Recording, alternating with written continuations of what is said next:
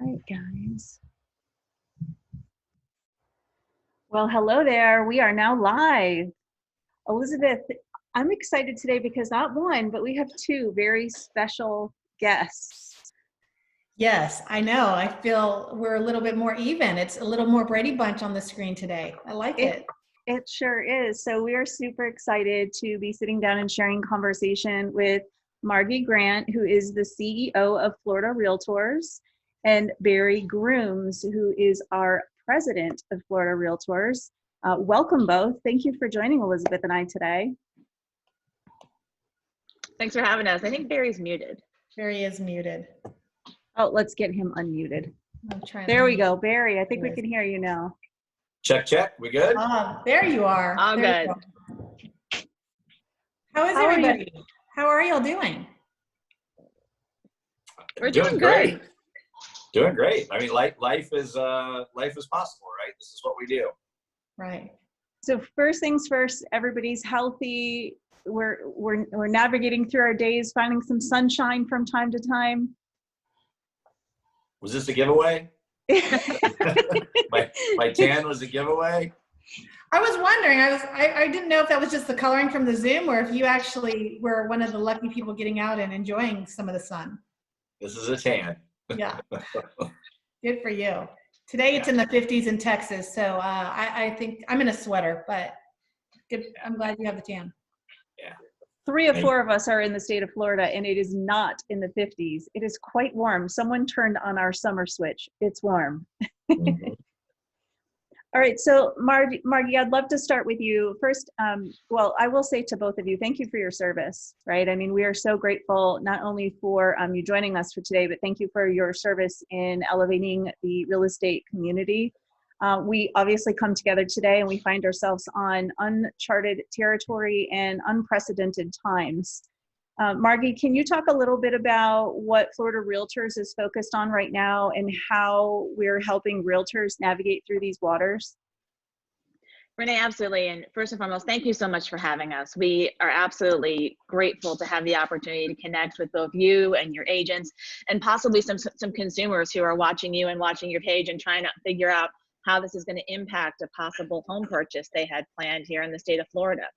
So right now, our number one priority is our realtor members and making sure that they have all of the up-to-date information with regard to how this is going to impact their business. Right now in the state of Florida, we're under this stay-at-home order, and we are an essential service. So that was step number one, is we had to deal with all of these local governments who were trying to deal with this crisis in different ways.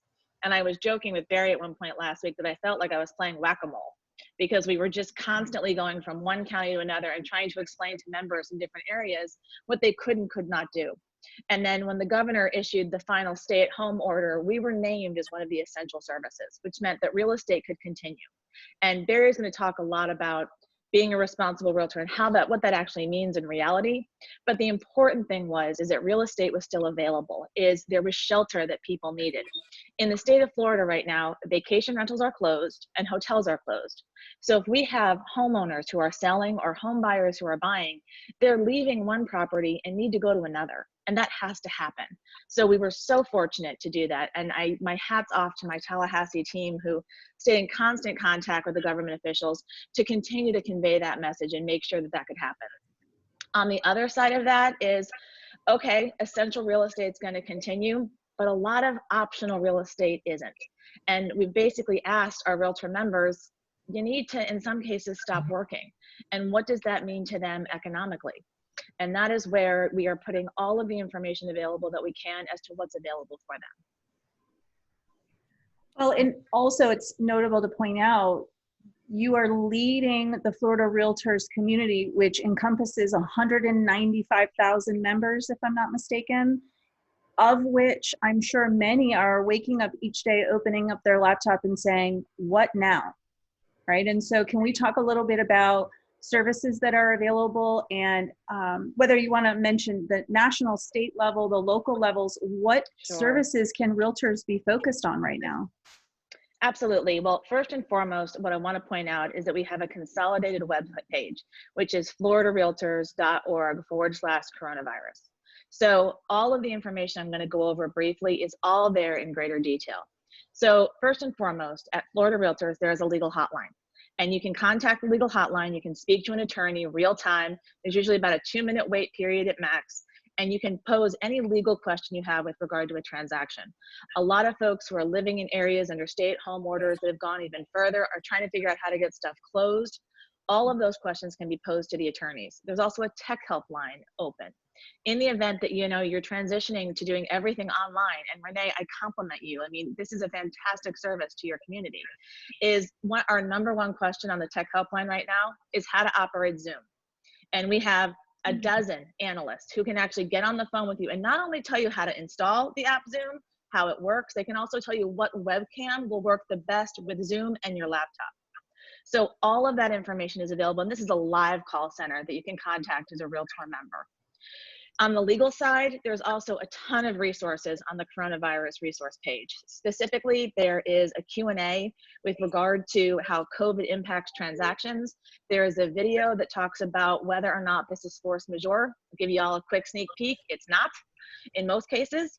And then there's also a Q&A about the new forms. And I'm going to let Barry do the announcement, but we actually released a brand new form today with regard to COVID-19. And I'll let him do the shout out when he does a quick update. But there's a purchase contract addendum. There is other information there, and that's all on that webpage. It's very nice that the information is coming out on one source.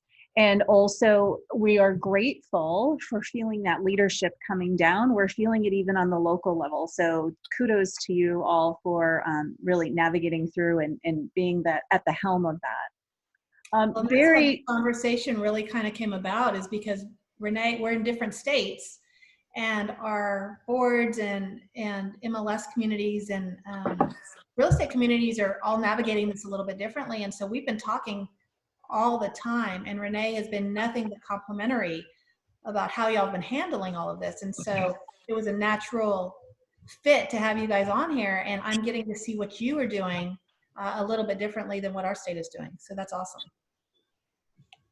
It's a lot of information to navigate. I mean, we've talked about that even at the brokerage level, right? Is the information needs to be navigated on a local, on a county, at the state level. You're dealing with different MLS systems, which I believe it's over 50 MLS systems within the state of Florida. So it's a lot, and we feel it, which is great that we have that support from you. Barry, would you like to talk a little bit about how realtors can navigate in the most responsible fashion? You've mentioned the legal hotline, which is imperative as a resource, but what else can realtors be focused on to stay responsible in the way they navigate their business? Well, first of all, again, thanks for hosting us today. This is amazing, and you guys just made some interesting comments about how things are evolving throughout the country and how different associations are handling things and communities are responding to a lot of different things. I will tell you one thing, though: the needs of the consumer and the challenges are the same. All 50 states and all 1.4 million members have the same thing affecting them when they wake up every day and open up that laptop. It's how to best serve their customers, because while our responsibility is to keep this organization healthy and keeping Tech Helpline open, which, by the way, is the only domestic helpline that I know of technically in the United States, and it's part of your membership, and having our attorneys on staff, which are just second to none. They're amazing human beings. But our members out there, the 195,000 that we represent local, they have a need. Margy mentioned they still have to make a living, right? We all know that. So how can they do this in a responsible way? That's number one. Being that you have to make a living doesn't mean business as usual. It also doesn't mean just because you have a real estate license, you can use it as a badge and just go out and drive around and show it if somebody questions you while you're out. The first thing you really need to do is when you put your hand on that doorknob and you're thinking about leaving to go do something, you have to really look at what does the word essential mean. Because while the CDC gives us a guideline that we can go by, that is a very loose guideline. I think that it's, number one, it's just a guideline.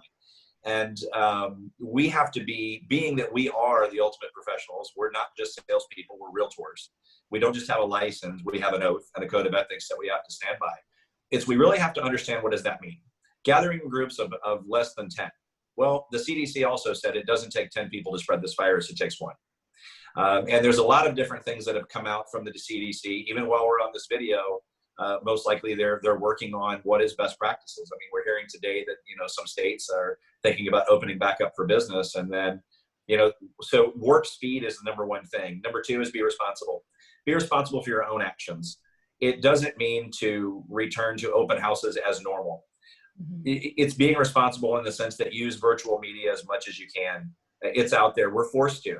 And, as a sidebar, I think that we're going to be better for it. Our theme this year at Florida Realtors was better, faster, stronger. We did not know then, obviously, that we would be challenged with such a catastrophic event. Economists are calling it a black swan. It's never happened before in history. But how inventive that our realtors have been. Margy mentioned a little bit ago about our documents and our forms that have come out.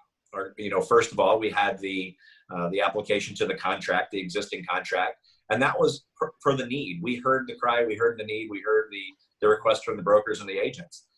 Similarly, we just heard that the other day, and within a matter of days, our legal team went to work and has come up with a great disclosure that I think is best practices. So, using virtual and digital, watching things like this. I mean, the more webinars you can watch to see what the best practices are from the top professionals in your area. That's the other thing that is so amazing to me is the resiliency of our members. They're actually sharing. Where else do you have an industry where you have to fiercely compete and we had to cooperate to get along?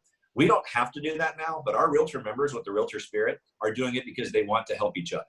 I mean, that to me is amazing. That just does a heart good. So be responsible. We did do a video at Florida Realtors that has amazing traction, so that's available. And then, of course, we have a best practices graphic that goes along with it, an infographic that we're happy to share with you if you'd like to distribute it. Renee, when you post this as a Facebook Live, I'll put in the comments the links to those two things. That's great. I would appreciate that. Barry, you were touching on collaboration. Something that is so at the heart of both Elizabeth and I is collaboration. We like to reference it as authentic collaboration. Just the very fact that she and I come together, we're in two completely different states, and we learned a long time ago that we need to collaborate with an authentic heart.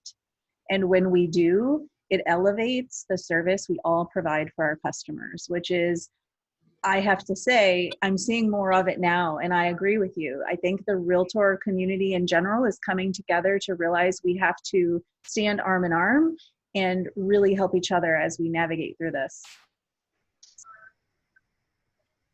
So just, can we touch a little bit on, Margy or Barry, if you want to mention what programs are available for realtors who may find themselves in a challenged or distressed situation currently? Barry, you want to start and then I can fill in? Oh, I can go, sure. Yeah. Go, Barry. Well, okay, so thanks. So, a couple things that are available. Number one, from the one thing that you always have to remember is that you have a home association. I'll start with that. Your local association possesses more information than you know. The CEOs and association executives from around the state and around the nation get together, and they are your home. They are your hub. And my wife and I joke a little bit, but when we have a situation at home, whether it was parenting or whether it was a business situation or whether it was just a social struggle we were doing, everything was taken care of at the kitchen table. So treat your home association as the kitchen table, because we're pushing a lot of information down to them, but more importantly, they're pushing stuff up to us and Margy at the state level. Obviously, the website at the state level is something that you really need to be engaged with. One of the things that I want to mention that we often miss is we mentioned that it's floridarealtors.org/coronavirus. When you get there, don't just read the information. One of the things that you need to do is register for the Florida Realtors News. So that information is pushed down to you every single, I guess at night. I don't know when they do it. They're like elves. It just happens. And so this information, when I wake up every day and I grab my cup of coffee and I talk to my wife, who's my business partner, the information is right in front of us, and that's how we start our day. And of course, at the state level, some of the things that we're working on is that we have been holding we're going to every 2 weeks, and we're meeting we've invited the top 500 brokers that responded to have a town hall where we are getting together every 2 weeks. We're discussing the things that matter to them, whether it's market statistics, whether it's legal issues that we need to address, much like our documents that we came through with in a timely manner. And then we're doing the same thing on a weekly basis with our district vice presidents. Florida has 195,000 members. We have 51 local associations, and that's broken up into 13 districts. So we have leaders in every district, and we let them lead. And we talk to the presidents and the CEOs weekly. Our leadership team is meeting 3 times a week. So we're doing a lot at the state, and all that information, again, is being pushed to the website. I'll let Margy talk a little bit of what's happening at national for the ones that are in need, especially the financial part. Sure. So as most people know, the president signed the CARES Act about 2 weeks ago, and huge provisions were placed in that act. It was intended to be a stimulus, but what we all know is it's a rescue, is an absolute rescue, and it's intended to help rescue small businesses. And the majority of realtor brokers are small businesses. And we basically asked many of you to stop working, or at least take a huge hit to your bottom line. And a lot of us are starting to sort of see that. We're starting to see new listings go down. We're starting to see pending transactions go down, and that's concerning. Under the CARES Act, there are 3 kinds of small business loans available to small businesses, and realtors qualify for those. The application process opened up, I believe, a week or 2 ago, where you can actually get with one of your lenders or with the Small Business Association and fill out all of the paperwork that you need. What I will share with you is the 2 most popular are the Paycheck Protection Program, because that involves a $10,000 grant. You don't have to pay it back. And the second, as long as you meet all the requirements, I want to make sure that's clear. And then as well as the economic injury loans. Those are it's called the EIDL. Those are the most popular that we've seen among brokers. There is some real concern on the street that those funds may run short. I will tell you that your National Association of Realtors is in contact with the Congress every single day, explaining how essential it is to replenish that fund. Because you asked us to stay home, you asked us to help save lives, but now you have to make sure that you help us all stay in business. The other side of the coin in the CARES Act was a fundamental funding of unemployment. And for the first time in history, independent contractors qualify for those unemployment benefits. Now, unfortunately, the state of Florida has not rolled that out yet. So we have stories of realtors who have applied and have been denied. Under the current system, they're treating unemployment for independent contractors the same way they've handled benefits that came down from the federal government in a time of disaster. And what they would tell folks during those times is, go ahead and apply for unemployment. We're going to deny you. And then we will give you a supplemental application and you'll be able to apply for these federal funds. Right now, that is how the Department of Economic Opportunity, that's the branch of Florida government that handles unemployment, is handling it. I will share with you though, they have not, I don't want to use the term figured out, but they have not been able to set up how to process applications for all of these independent contractors and what we call gig workers. I will tell you that our Tallahassee team, your public policy team, your lobbyists are in touch with the governor's office and DEO every single day. And what we've offered, one is we've offered help. It's how can we help you get this up and running? The latest update today is that they're in contact with their vendor and they're just sorting out how to program this to get it up and running. There's a Q&A up on the coronavirus resource page at Florida Realtors with all of the information that we know to date. As soon as we know more information, that Q&A will be updated. And that's critical information to make sure that all of the realtors are staying in touch with. So the stimulus and the opportunities available to hopefully bridge a gap for realtors is one thing. Can either of you touch on what your thoughts are on the long-term impact, the long-term effect that we might see in Florida in the real estate market as a result of dealing with COVID? So Margy, why don't I start off and then I'll hand it to you. That seems to be a pretty good relay program there. So yeah, I mean, our crystal ball, the batteries are dead, right? The best we can do is work with the data that we have and looking at historical events. One of the things that we have at our association and at all of our membership's disposal is Dr. Brad O'Connor, who is a phenomenal economist that we have, and we're so fortunate to have such a great data program. The evidence that we're seeing, obviously we know the numbers are going down.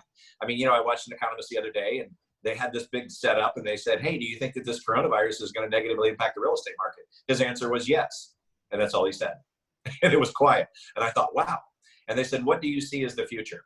What we see is, because this is a little unique, this is not a hurricane. This wasn't something that hit us really, really hard and it has devastated us in small areas where the rest of the world can continue to function, where you have, if you have a hurricane in North Florida, if you have it in South Florida, you have it in Central Florida, the rest of the state of Florida continues to operate as normal. And so that keeps things afloat a little bit, and things can recover pretty quickly. We've seen it, the sentiment was as quick as a week for consumer confidence to come back. And I think that's the key. Dr. O'Connor, he talks about that specifically. So while we have the numbers and we know they're going to continue to go down, if, we don't want to stick our head in the sand and pretend that the numbers don't matter, because they do. Number one, they don't lie. Number two, they are what they are. But if we can continue to see the buyer sentiment stay high, which it is currently right now, they are interrupted is the way most consumers are responding to a lot of the polls that we see out there, especially when we're talking to our customers, is that they're putting things on hold. Well, if that's truly the case, then two things are going to happen. Number one, the economic impact that it's going to have from home price reduction probably isn't going to be as bad as it has been in other recessions and things that we've had. We've basically just put everything on hold. We're going to bring it back to the market. Now, of course, when we do that, we're going to have a flood of inventory that's going to come back in. And of course, that could affect competition in the marketplace, which is always good for the consumer. And it could bring some of the pricing down. But number two, our members are better than they ever have been. Our associates that are around the state of Florida are so much smarter. They're so much faster. They're so much better than they were before. And they're doing a great job in staying in communication with their buyers and sellers. So if this is the case, then we shouldn't see as big of a downturn in the housing market. Now, of course, we know that it's going to negatively impact that. But we don't feel that looking at the trends, again, not ignoring the numbers, but focusing more on trends and what has happened in other economies when we've had the H1N1 and some of the other ones, is that we've always recovered pretty well. As Margy mentioned, she calls it a rescue package. I call it a surrogate economy. It's a fake economy that they're plugging in, a substitute economy, I should say, not fake. So we're going to have to see the repercussions of that. But the reality of it is we're not going to see it right away. Most of the impact that we're going to see where brokerage is, I should say, are going to see some of the impact may not be realized until August or September of this year. Because as we know, it's a 30 to 60 to 90 day cycle in real estate. So right now, what we're surviving off of were the transactions that we had in the pipeline. And I would imagine by May or June is when we're really going to start to see the impact of this virus and what it's done. But again, if the economists that we're listening to, and we're not just listening to the ones we want to, we're listening to Dr. Lawrence Young at the National Association of Realtors and some independents from our friends. I talked to one of the economists from Stewart Title. I've talked to a couple of them that were other industries, our friends from the Chamber of Commerce, and they all seem to be lining up. So if that's true, I like to be optimistic, but I'm cautiously optimistic that the impact may not be as severe as it has been in the past. And number two, it may not last as long. So with that, I'll turn it over to Margy if she has anything additionally to add. Thanks, Barry. As Barry said, I think that in addition to talking to me 3 times a day, Barry probably talks to Dr. O'Connor at least once a day. And Brad has no problem chatting with us that often because he's sort of like our daily check-in. Has anything changed? The one thing that has hit home with me every time he and I talk is he reminds me that this is not 2008. This is not a housing crisis. This is a global pandemic. And it is a very different animal, is that we will still have a supply and demand problem in Florida when all of this is over. We will still have historically low interest rates when all of this is all over. On the national level, we are absolutely advocating daily to make sure that FHA, Fannie, and Freddie continue operating in a safe and responsible way to make sure that credit is available to everybody. But we have to just keep reminding ourselves this is not a housing crisis. This is a global pandemic. And once that crisis passes, the housing market should be able to resume. So I'm in the Orlando market, and I'm a team leader. Our team has seen obviously a slower pace in our transactions. We have 2 segments of business. The first segment is obviously the primary residence buyer and seller. And the other segment is going to be, which we have a significant number of investors and buyers and sellers in the vacation home industry. So what are your thoughts on how the vacation home industry is going to be impacted? As we know, we are all Airbnbs and all short-term rentals are still at a halt for some time. Do you have thoughts you want to share on that particular industry? Margy, do you want to lead off? Nope, you got it. Okay. I think what we're going to be looking at is everything's going to be the same across the board. you know, when they say that the tide rises all ships, that's what's going to happen. Right now in Orlando, while you're seeing such a big crunch over there, is obviously the job loss. When you look at how many people were affected in the hospitality industry, that's why your economy is being hit so hard, specifically in that area. I live in Manatee County, specifically. I'm only a couple miles away from Anna Maria Islands, where I was born and raised. And so what we're seeing from a realtor standpoint is we're getting more inquiries, believe it or not. We're starting to see people look at investment properties alternatively to the stock market, because when the stock market fell as fast and as hard as it did, I think a lot of the people that had lost a lot of money in their 401ks, they're starting to look at alternative investments right now, especially people that were all in the stock market. So we're getting inquiries from folks from all over the country and all over. I mean, we had one from Germany inquiring about investment properties and specifically vacation properties. So I think that it's all the entire, the virus, like Margy said, it's a pandemic. So everything that lowers the tide has gone out for a little bit. As long as we can weather the storm, and when that tide comes back in, hopefully we're going to see that economy rise back up, especially in that second home and investment. The same to be true, because what we don't see is a high influx of new listings on vacation properties hitting the market right now. And you know, that would be another case if that were an indicator, because again, I'm looking at the numbers. That's Brad's job. I, as an owner of a company, try to look at trends and what can we plan for. And people that we have are actually looking to purchase homes right now and to put them in their portfolio. So again, it's too far out to be seen. But you know, real estate in Florida has always been, and in my personal opinion, unless something really changes about Florida, will always be the premier location for investment into real estate. I mean, we have Mickey Mouse, and yes, Mickey's house will open one day. The restaurants will be full, the hotels will be full, the conventions will be going on, and life will return to somewhat a normal feel again. We'll all be different because of it, but the desire to invest in real estate will always maintain, in our personal opinion, this is one of the safest and the greatest investments you can make. So hopefully some of the people that realize that there are alternatives to their 401ks, such as self-directed IRAs, STEPs, those types of things, this is a time that I think that they're realizing it could be a good investment. So that's my 2 cents. It's my, you know, my opinion only. Well, and Renee, I can actually go a step further, and I can give you a statistical fact, and that is that the economic impact of vacation rentals in the state of Florida is $27.4 billion annually.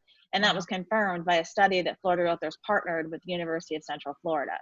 So there are not enough hotels in Florida, and the Sunshine State will shine again. And folks will choose to come here because the weather is so lousy everywhere else. So we need somewhere to put them.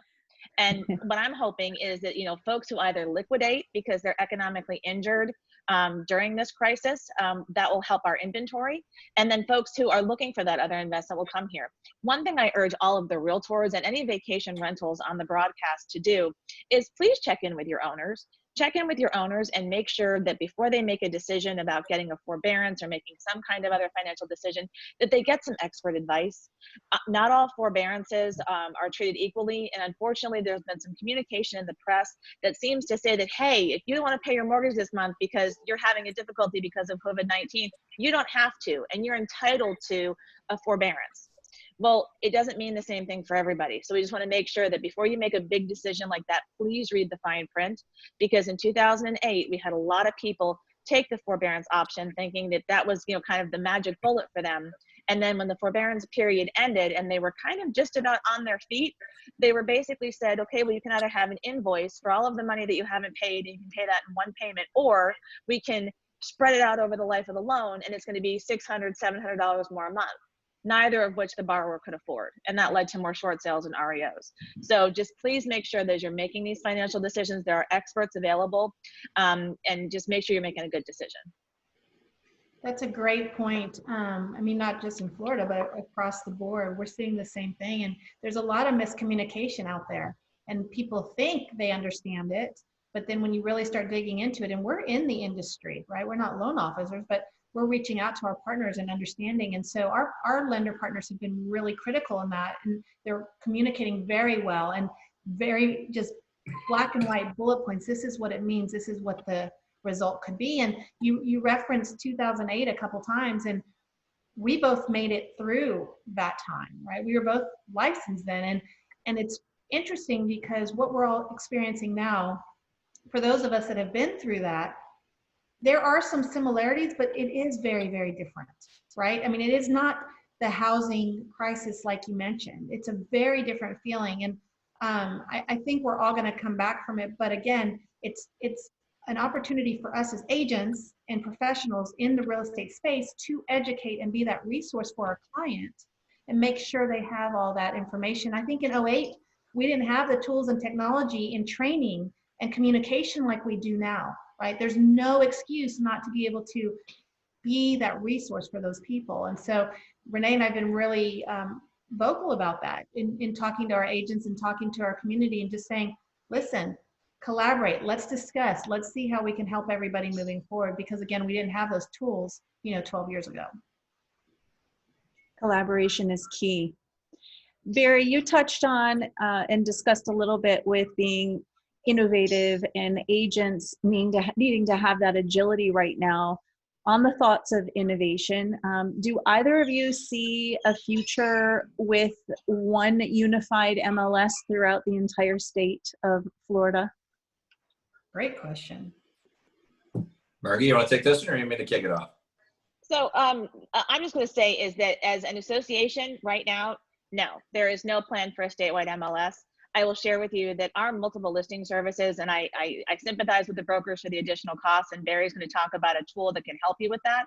But I will tell you that real estate is in fact local, and the folks who are running our multiple listing services for the most part are fantastic at what they do. And the systems they have built for you and all of the products, tools, and services that they offer is next to amazing. So right now there is nothing in our mission plan or our plans for our statewide MLS, but we do have something that Barry can tell you about. And I'll hold All right, that. Barry, you're on the spot now, Barry. And I'm going to save that to the very end. I was just like a great communications person. We'll save that. Stay tuned. So no, Margy's exactly right. If you could imagine a world where we only had blue Buicks to drive, what would you think? And that's what the reality is. There's nothing wrong with the blue Buick, right? They're great vehicles. But your regional multiple listing services are made up of shareholders from their respective areas. And the reason that's so important is what they need in South Florida is not what they need in Tallahassee or the Panhandle or Jacksonville. I'm not opposed to having a centralized data service, which there's a hint or a clue for you, the things that we have had for years. But it's more importantly, it's the local flavor. Neapolitan ice cream, the reason it's so wonderful is everybody likes a different flavor from time to time.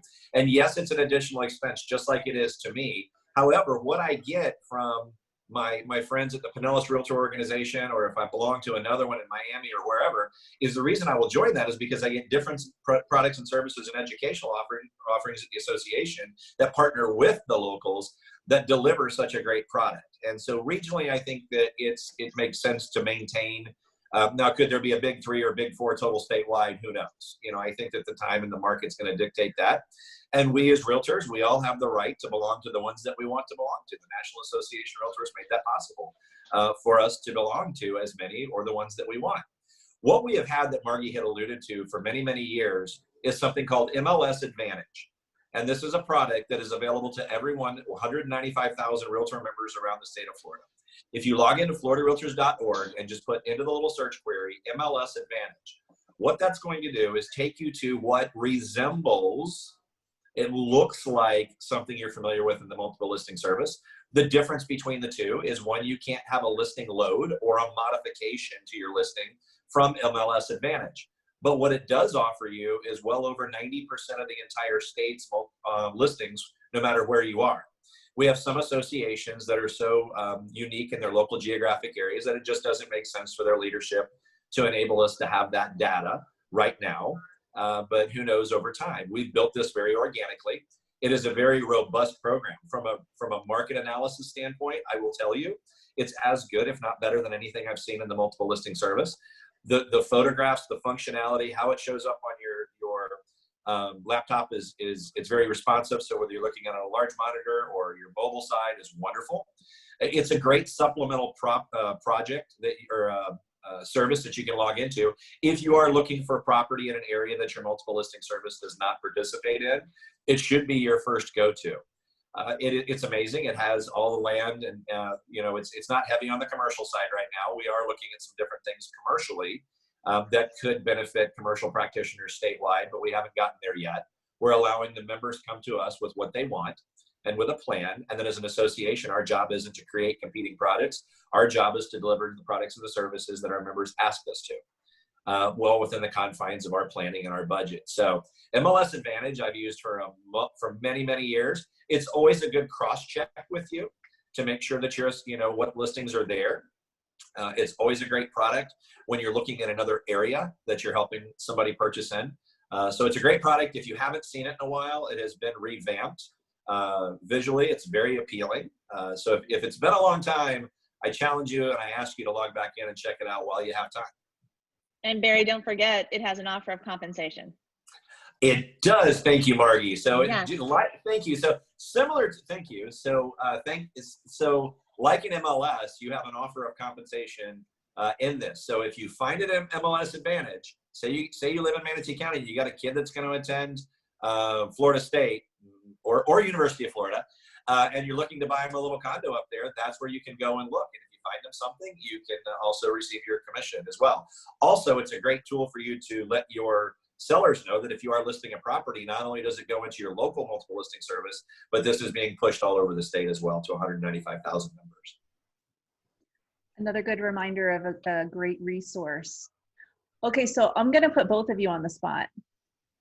What is the one thing realtors should be working on right now in their business?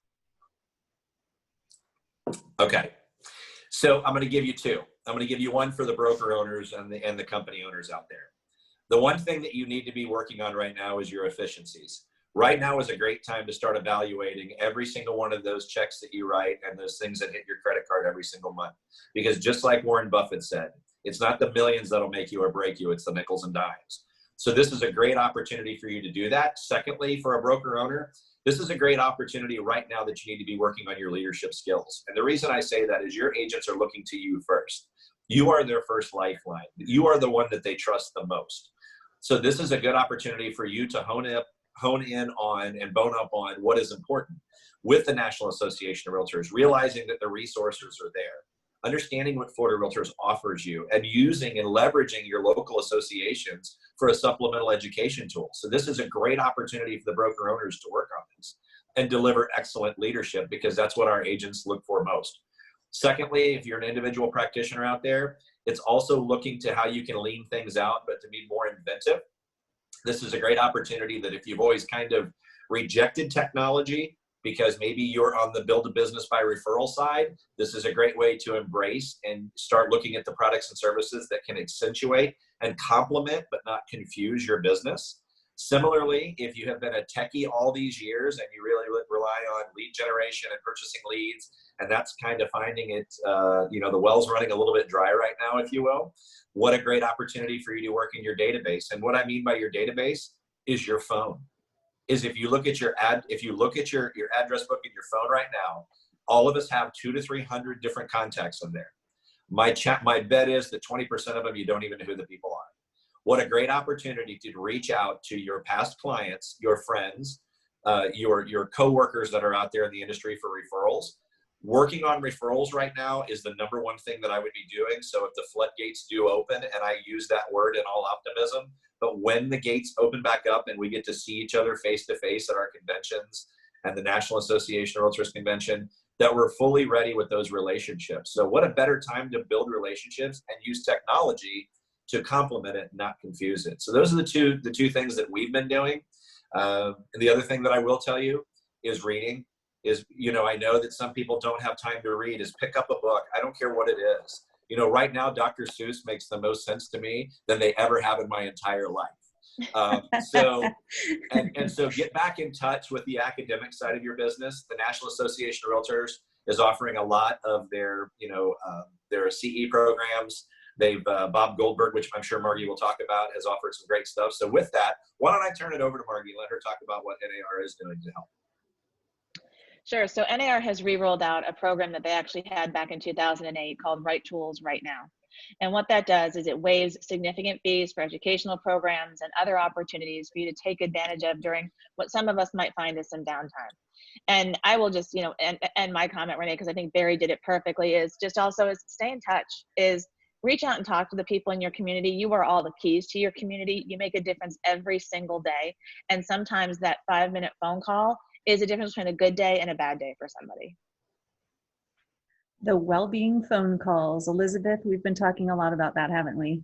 We do, yeah. Just checking in with people and having that connection, because a lot of people are isolated. They're not reaching out. And so it's easy for us just to pick up the phone and make a quick call, and you don't have to talk to people for an hour, just authentically check in on them. It makes a world of difference. It sure does. Well, we're so grateful the two of you spend time to sit down and have a conversation. You have two very proud realtors that you're sitting with today. And so as a final question, I'm curious, both Barry and Margy, what are you most proud of in being a realtor? Whew. The sense of pride. When you say pride, one of the things that I'm most humbled by is the community that we're seeing our members become part of, the bigger community. There are more engaged members right now that are out there. The reason that's humbling to see is because in our organization, we always talk about our accomplishments, right? And that's not always the important stuff. The important stuff is the human connection that we make. But what I would think the most about would be the innovation right now that we have from our members. You know, to that last point, do you realize that we probably have more information about the CARES Act than any other industry out there today because it impacted us the greatest? That wasn't just for realtors, by the way. There are other gig workers out there. There's musicians that are out there. There are those independent contractors out there that have never had an opportunity before. And we as an association fought so hard. We fought so hard at the state level. We fought so hard at the national level. So I'm humbled on one side, which it helps my heart. But secondly, being proud is to watch the 1.4 million members of the National Association of Realtors and our association fight so hard for its community. We have that information. We need to be disseminating that into our communities. We have become more of a fabric of our community than any other sector of the professional world. You know, we really are the gatekeepers of all of the information. So I'm so proud that that is finally coming to light and our communities are seeing that, because we're going to be better, faster, stronger for it. And with that, I'll turn it over to Margy. Thanks, Barry, and you did that beautifully. Renee and Elizabeth, the one thing I can tell you is that in Florida, we have 195,000 members, and I'm not a realtor, but I am so incredibly proud of the fact that while you all don't always agree, at the end of the day, you are a family. And the realtor family is something that I'll just end with. When my son was 9 years old, I had to go to bring your mom to work day for a career day. And as he was introducing me, a little boy next to him said, "Oh, his mom," and I was a lawyer at the time, "his mom's a lawyer." And someone else said, no, she's a realtor. And my son looked at his friends and said, "No, she helps people who help people find homes." Aww. And I remember thinking, I'm doing something right.